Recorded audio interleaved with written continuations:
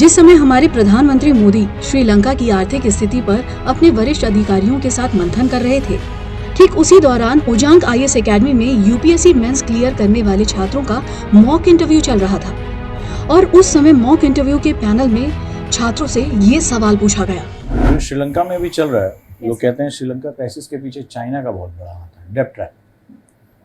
Agree करते हो इससे? Yes, sir. It is one of the major factors behind that. क्या रीजंस हैं, क्या फैक्ट्स हैं आपके पास कि ये चाइना का डेब्ट है?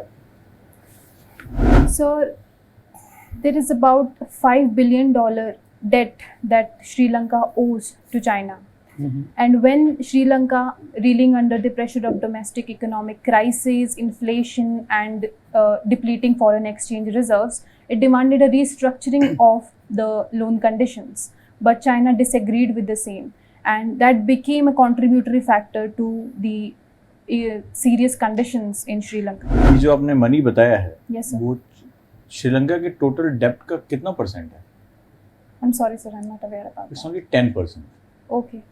तो अगर मैंने इतने लोगों से डेब्ट ले रखा है और उसमें से 10% मैं किसी का नहीं चुका पा रहा हूँ, तो मैं कैसे एक डेब्ट ट्रैप में कैसे आ सकता हूँ? जबकि 90% पैसे मुझसे कोई नहीं मांग रहा है, तो मैं कैसे डेब्ट ट्रैप में आ गया? जबकि मैं केवल 10% ही मैंने आपसे डेब्ट लिया, यानी 100 रुपये में 10 रुपये, तो मैं डेब्ट ट्रैप में कैसे आ गया?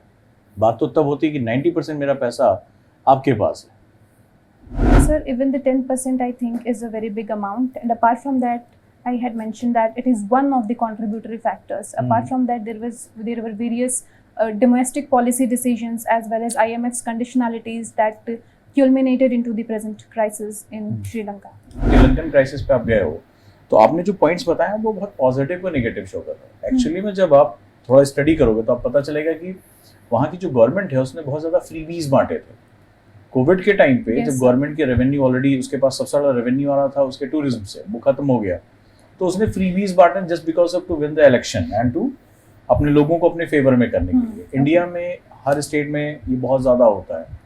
सो वो जो फ्रीबीज बांटे, आप जो बता रहे थे वो कॉन्सिक्वेंसेस थे कि पैसा खत्म हो गया है, फॉरेन फंड खत्म हो गए हैं, that is a different thing. वो जब कि कोई भी कंट्री के पास अपना खुद की एक इनकम होती है, टैक्सेशन किसी भी गवर्नमेंट की सबसे बड़ी सोर्स ऑफ रेवेन्यू होता है, तो उसने टैक्स रेट्स कम कर दिए, फ्रीबीज बांटना शुरू कर दिया ढेर सारा, तो वो उसके लिए एक प्रॉब्लमेटिक सिचुएशन होगी। ठीक है, हम अपनी गलतियों को दूसरे ऊपर डाल देते हैं। चारों तरफ ये बात आ रही कि चाइना का डेब्ट ट्रैप है, ये है, वो है, लेकिन वो 10% उसके टोटल हिस्से में आता है। सो इंडिया को क्या सीखना चाहिए कि हमें भी बेवजह की फ्रीबीज कम से कम इस समय क्राइसिस पे नहीं करना चाहिए। ढेर सारे हमारे यहाँ इलेक्शन में ढेर सारे वादे हो जाते हैं, उससे हमें बचना चाहिए।